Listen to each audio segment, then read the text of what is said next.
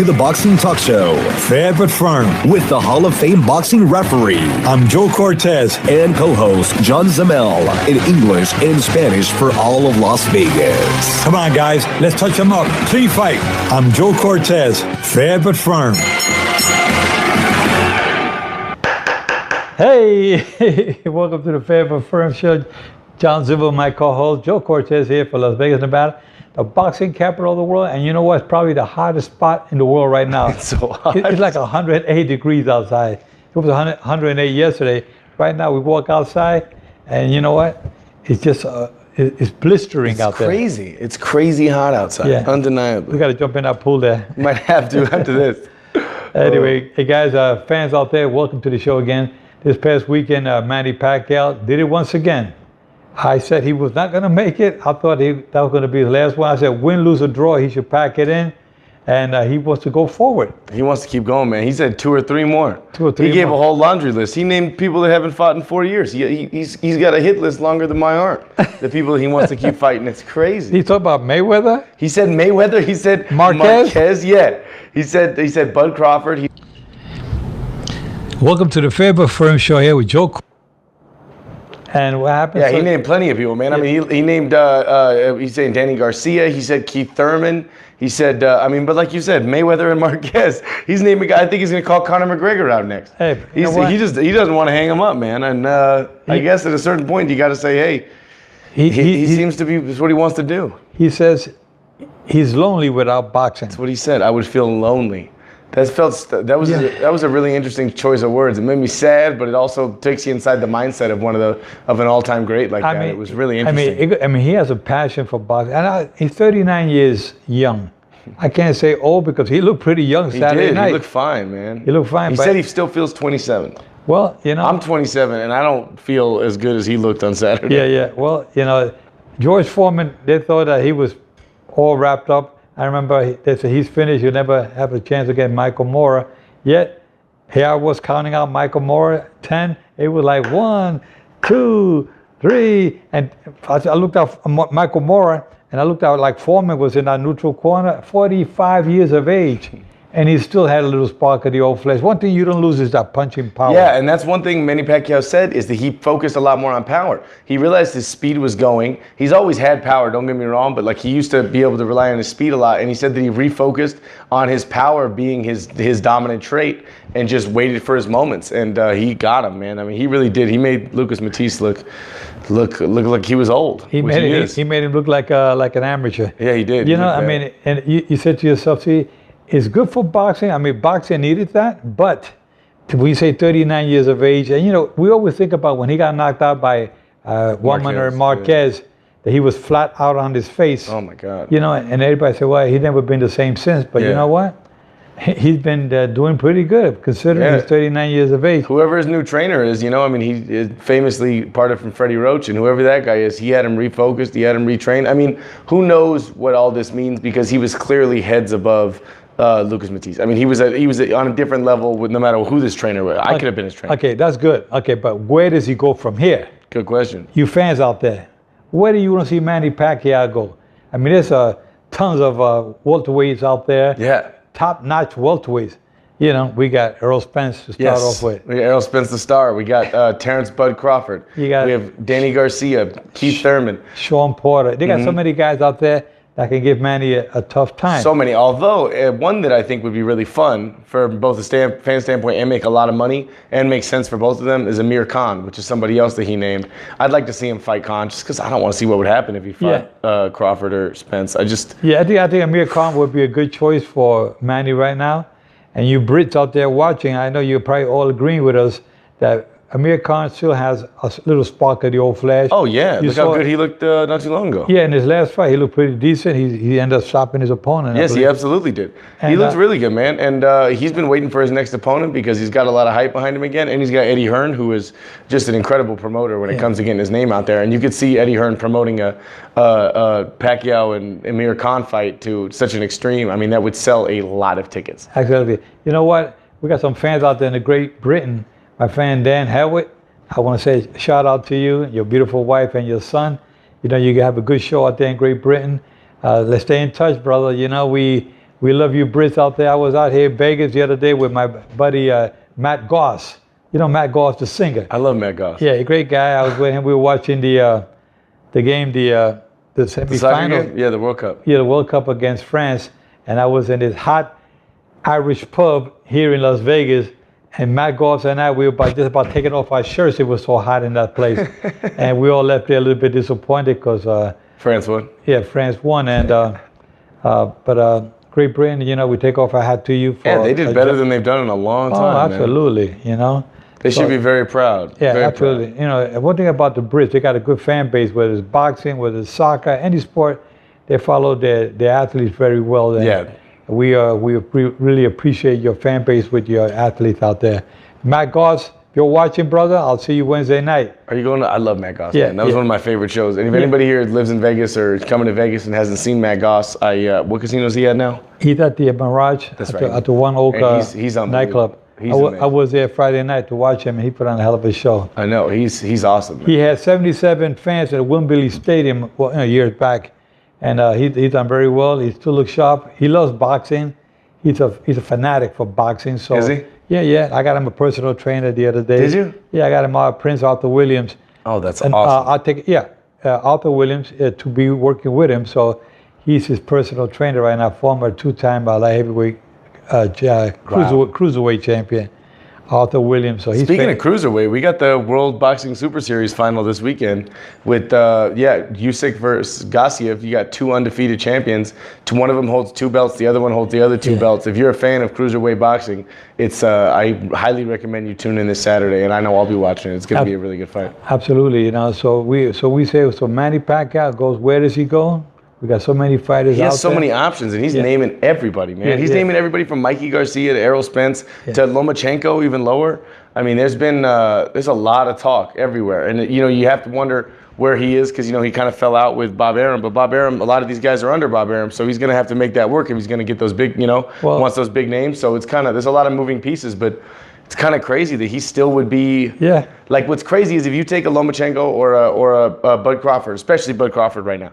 This is a guy he's not really selling out big arenas. He's not selling out arenas in his hometown. I mean, this is a guy who no one knows his name outside of hardcore boxing fans. Obviously, most people watching on this would know his name. But if you walk down the street and ask people who Terrence Crawford is, they would not know. Exactly. And if he would fight, if he fought a 40-year-old Manny Pacquiao, it would be his biggest fight to date as far as name recognition and ticket sales. Yeah, exactly. So it makes sense why he'd do it. It makes sense why any of them would do it. Yeah, well, anybody fights Manny Pacquiao will become a household name. That's what I'm talking about. It's crazy. You saw Jeff Horn. Nobody heard of Jeff Horn. Jeff Horn ended up beating Manny Pacquiao last year, but ended up getting stopped by Terrence Crawford here in Vegas a couple of weeks ago. You did the unofficial scorecard for that fight, right? Yeah. That was cool, man. Yeah, we have all the lightweights and super lightweights. Mikey Garcia going up to 140. Now he's talking about fighting 147. Talking about Spence, who's a big 147. Yeah, and then we got the little guys, 105-pound Michael Carbajal. Yes, we do. And Michael Carbajal is going to be on the line with us shortly. And Mikey Carbajal with our engineer here, Charlie, going to be putting him on the line any minute now so we can speak with Michael Carbajal. I'm excited, man. He's a former 5-time world champion, former Olympic silver medalist. I mean, this is a guy who's... 1988 silver medalist. And he's a good guy to talk to because Michael Carbajal was one of the pioneers coming up in the lower divisions? Mini flyweight, which means flyweight is 112. This guy was 105. 105 pounds. Got a silver medal for USA, and he's awesome. I mean, he became a world champion on 5 different occasions, and was the first fighter ever to make $1 million paycheck for that one fight at that weight class. Unheard of. That is unheard of, and that's exciting. Even today, you don't get those fighters at that weight class to make that kind of money. We're talking about almost like... It very seldom happens. Over 20 years ago. Yeah, it very seldom happens at that weight class. When he was on the line, and we had him talking about his career and where he's heading these days, what he's doing. We know he has a couple of local gyms, and with the local gym that he Yeah, has? no, yeah. It says, he owns a couple gyms in Phoenix, and the guy, he's in his gym right now, and he took some time out to talk to us. So we're going to be bringing him on the line right now and talking to him. This is a guy that we're very excited to talk about because the lower divisions seem to be exploding in the sport right now. So Right. I'm excited to hear some from one of the pioneers of it. No question about Speaking it. of which, I think here he is right now. Yeah, no. Michael Carbajal has been one of the great ones in boxing, and to me, him and I always stay in touch with each other because I always make sure that he's doing great with boxing. He's still young. He's in his maybe late 40s, if I'm not mistaken. Could be 50, but he still looks like a baby to me. All those guys that weigh 105 pounds, they seem like they never get old, man. They look good. We have on the phone with us here Michael Carbajal. Michael, how you doing, champ? How you doing, Joe? Okay, buddy. Doing good. Good. It's always good to hear your voice. I know you've been involved with the heat there in Vegas, with the gym, with the fighters. You're always trying to get these fighters up onto become world champions like yourself. Tell me a little bit about what you're doing these days with your gym. Yeah, I'm just working with the amateur fighters for now. There's not a whole lot of them here. They're really dedicated. There's like about 8 or 9 of them that stay really dedicated. So you gotta, that's what I tell them, just to work and stay dedicated, because that's the way you're going to become a world champion. Good. Now, you were a 5-time world champion, and you won a silver medal in the '88 Olympic Games. It says a lot about yourself. As small as you are, a 105-pound champion, you got a heart that's 10 times bigger than you. Thank you. Yeah. Appreciate that. Now, you're definitely one of the outstanding champions of all times. And tell us a little bit about the beginning of your career. How did it start for you? How did you get started in the amateurs? Well, my dad was an amateur fighter. He was just a local amateur fighter when he was younger, and he got me involved. He started teaching me just to defend myself out in the streets. And when I found out he was a boxer, because I found a newspaper article on him, I started to get involved in it. And plus, he was always taking me to the amateur fights. Right. So that's how I really got involved. We have John Zimmel here, my co-host John Zimmel. And for you fans that just tune in now, we have Michael Carbajal, 5-time world champion and silver medalist in the '88 Games, the Olympics. So John asked him a couple. You've been dying to talk to him. Yeah. Michael, I'm curious if you can tell myself and some of the fans what the Olympic experience is like to some of us who will obviously never get to experience that. What that's like going to the Olympics as a fighter and coming home with a medal. That was a great experience. That was one of the best experiences I ever had during my amateur career and throughout my boxing career even. That was unbelievable. It was quite an experience. Very proud and joyful. That's awesome, man. Yeah, Michael, as a fighter that you were for so many years, I know you had something like 59 fights, if I'm not mistaken. 49-4. Was it like you had like maybe 49 wins and I think 4 losses, and you had like 30 some odd big knockouts? I mean, for a little guy, 105 pounds, to have that kind of a knockout power, how do you develop? Were you born with that, or you developed the punching power? I'm not sure if I was born with it or not, but my father always taught me how to.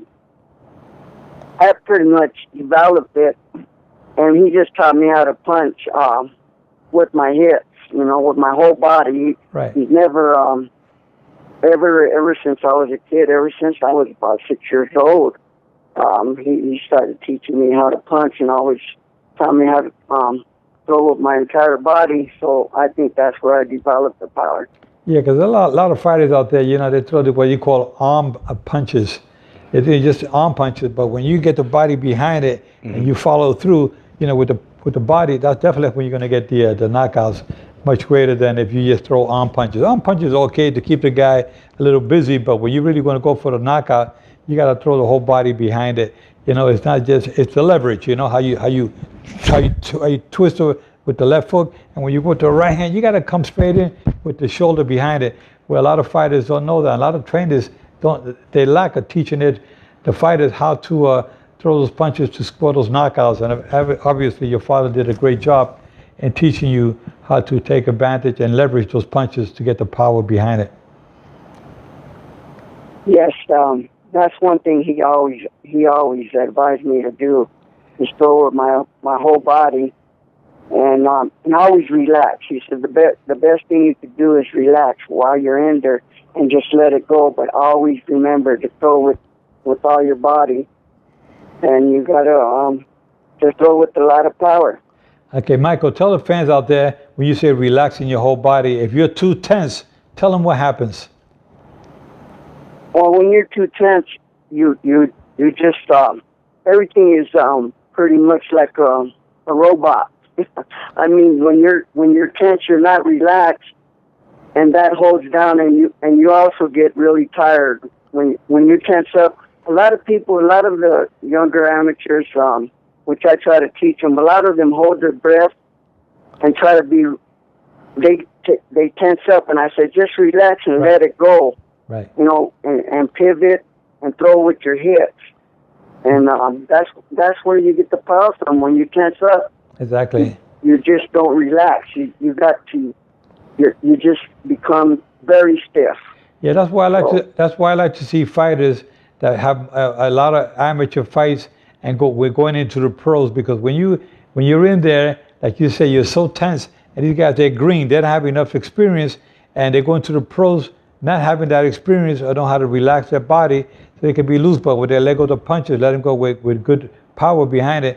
But you got to go 12 rounds, and if you're gonna tighten up and get really tight and you're tense, everything goes by 4 rounds. You're basically puffed out. You have nothing left, and that's where I see a lot of fighters when they start fighting the 4 rounds and 6 round fights, they're still kind of not ready, because they didn't have enough amateur fights to get them through the pros.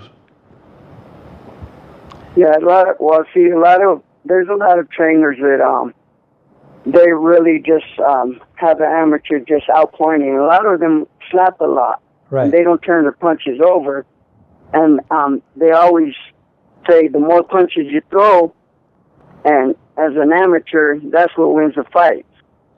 So when they become professionals, they were taught most of the time to be an amateur and just slapping around, right, and throwing a whole lot of punches, and that's what's going to win, because you're going 3 rounds. Right. And that's what a lot of trainers teach. Yeah, exactly. Well, that's what happens. 3 rounds, you're taught to throw all you can, because you're trained to go 3 rounds. But then in the pros, your first fight in the pros most likely going to be a 4-rounder, and these guys, they probably can look pretty good in 4 rounds in the pros. But when I went going to 6 rounds, 8 rounds, and 10 rounds, you got to leave the amateur habits behind you. You can't bring that into the pros. Mm-hmm. Go ahead, John. That's for sure. No, I'm just agreeing with you, man. I like everything he's saying, everything you guys are talking about. Yeah. Now, John Zimmer is my co-host here. He's a young man. I think that if he was to start all over again, I think he'll be a fighter, because he knows so much about boxing. And I told him I'm going to call Mike. We're going to have Mike Carbajal on the show today. He was like, "Wow, this is one of the great ones." Yeah. And Michael Carbajal is a legend in boxing. Undeniably. I call him, I speak with him on a regular basis. Sometimes we meet up at the International Hall of Fame. But Michael Carbajal has given so much to boxing, and I look forward to seeing Michael Carbajal raise the bar in his private life and go up a little bit better, because if he made it inside the ring as the champion, he's definitely doing it outside the ring. But I know there's a lot of fire left in Michael Carbajal. Michael, do you agree with me on that? Yes, I do. Thank you. I appreciate the kind words. Thank you, Joe. I mean, you gotta. It's the same as, I wouldn't be determined out here in life without the boxing, because that taught me everything. Right. That's taught me a whole lot of discipline, desire, determination. It's taught me everything. I mean, my boxing career has taught me a whole lot. Absolutely, and that's what I'm sure that you do with these amateur fighters that you have. There's 8 or 9 that you have in the gym. They follow your footsteps. You give them the good advice, give them the direction to make them become a world champion. And I tell them, if you don't make it if you don't make it to championship level in the ring, you make a championship level outside the ring in your personal life. Right.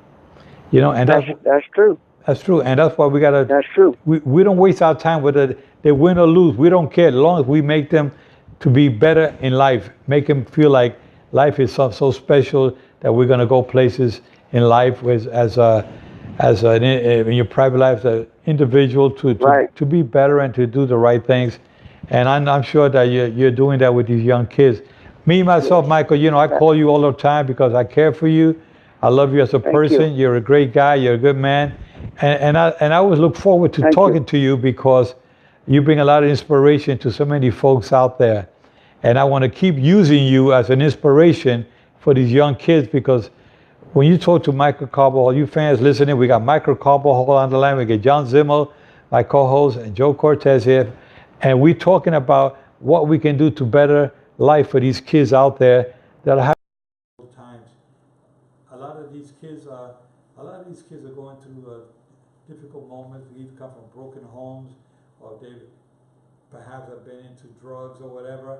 And we try to get them on the right track. And you seem to be doing the same thing. You get these kids on the right track. You keep them busy. You keep them running in the morning.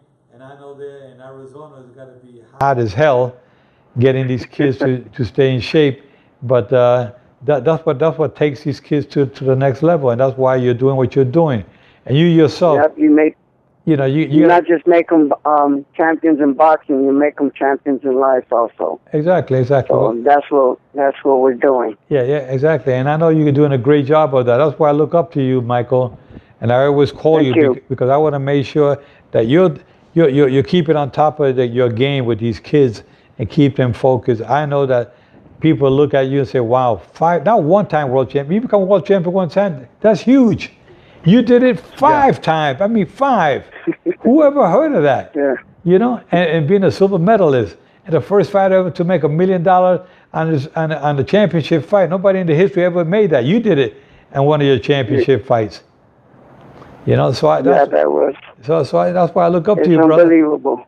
It is unbelievable, And I look at you and I say, 105 pounds, man.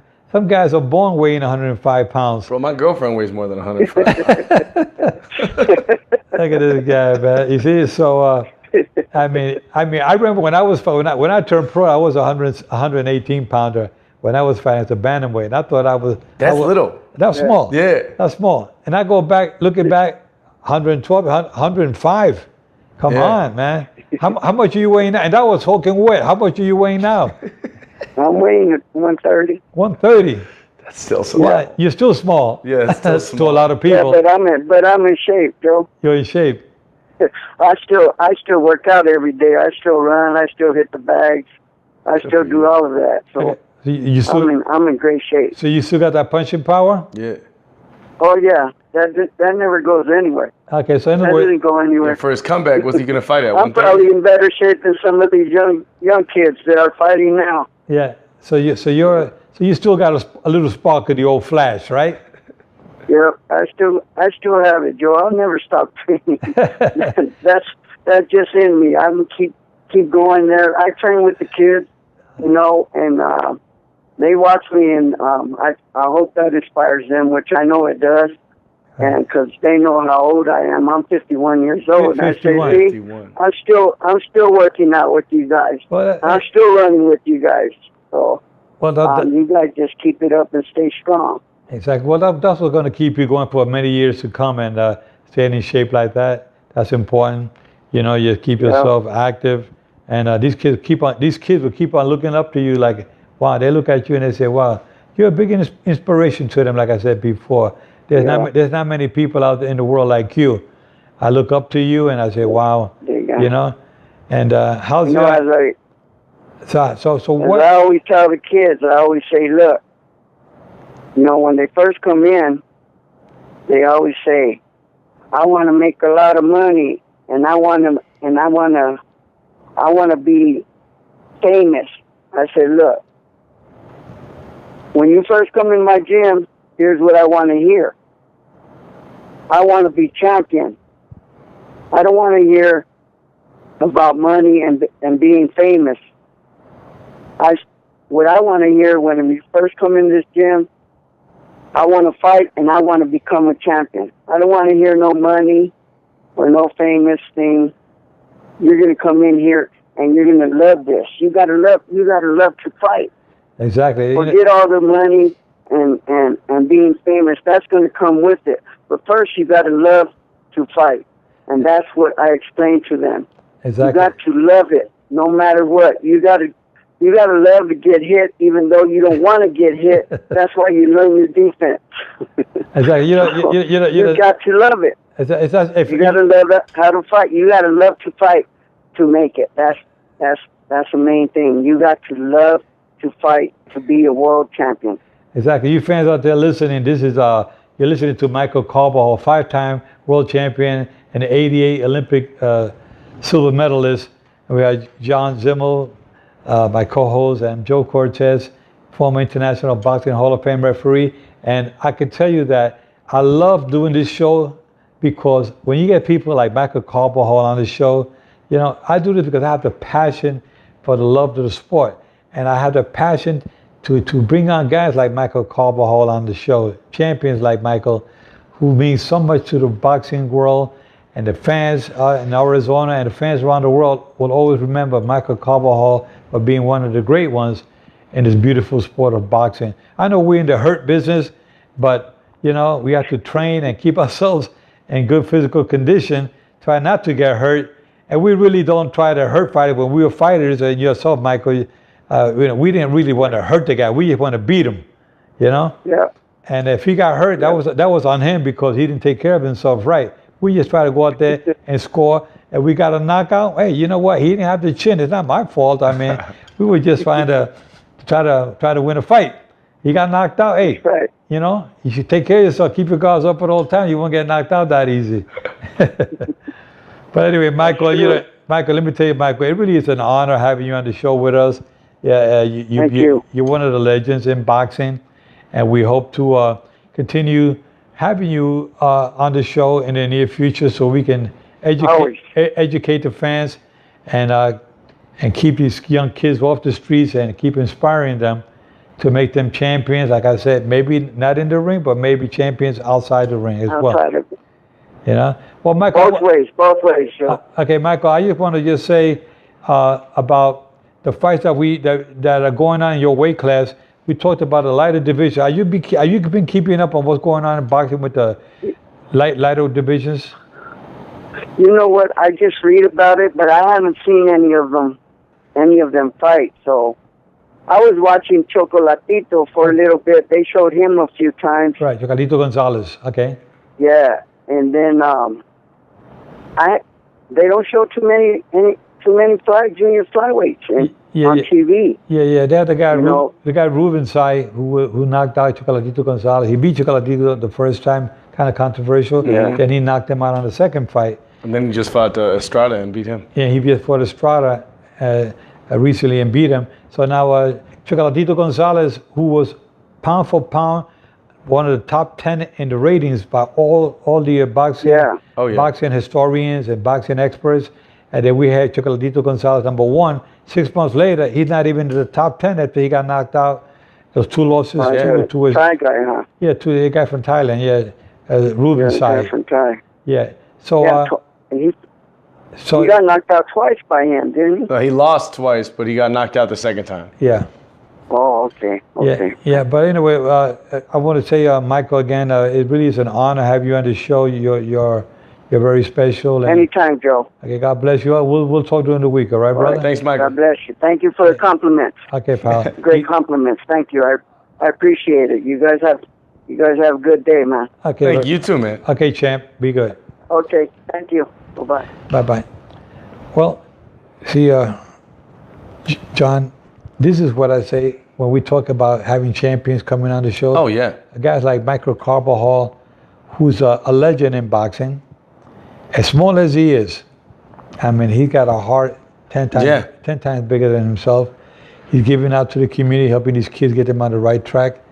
And I said to myself, you know, that's what we got to do out there more. Some of these former world champions, stay active, get yourself a gym like Michael Carbajal, and keep the show going for these kids, you know, get them on the right track. It's nice, man. It's really nice. It's my favorite thing about doing this show is, I mean, yeah, on one hand, it's amazing being able to, you know, talk boxing with a legend every single week, but having other legends come on in addition to it, Yeah. it's just an outstanding opportunity. For you fans out there, tell them about our radio talk shows, stations. Oh yes, we also have a show here in Las Vegas and 13 states. It's comes from Las Vegas, but we're all over. It's 7:20 a.m.